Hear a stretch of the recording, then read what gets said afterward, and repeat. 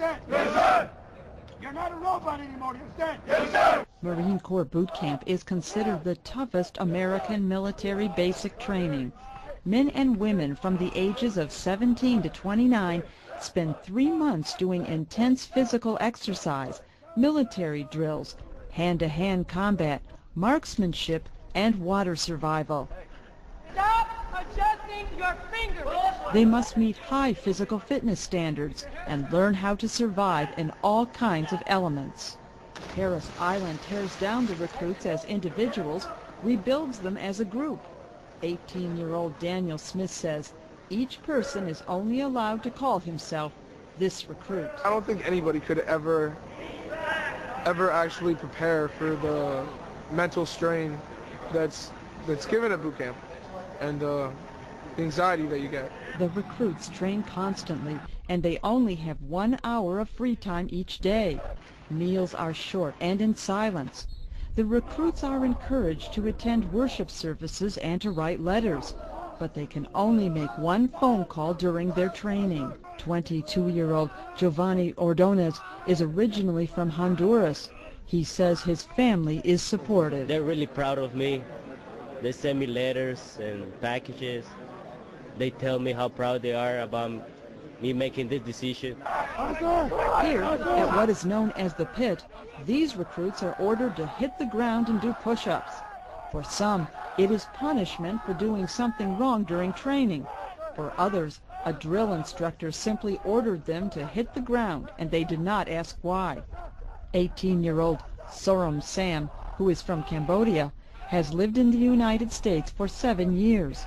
At first, it was hard for him to get used to the yelling. In my country, we're pretty soft on each other. We don't really have to yell that much, and we talk in a pretty low volume. The recruits must pass a grueling 54-hour combat exercise known as the Crucible. They have to navigate obstacle courses and hike a total of 67 kilometers.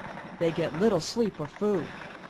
Sergeant Kenneth Hayden says in this exercise, it is tough crawling 150 meters with ammunition cans and carrying the wounded.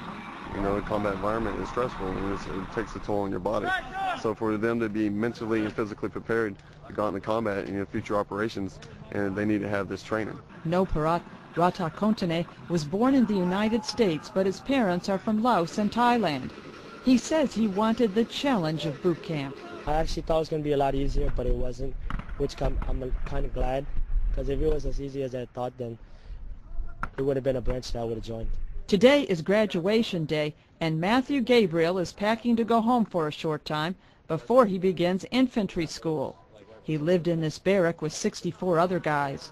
He says there is only one thing he plans to do with this brush that each recruit gets to scrub floors. Throw it as far away as possible. During graduation ceremonies, the recruits are called Marines for the first time. About 10% of the men do not complete the training, mostly because of injuries.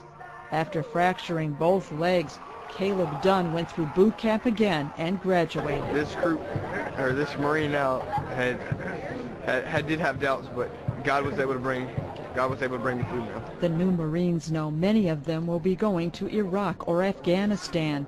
Third-generation Marine Joseph Riley says he is prepared to go.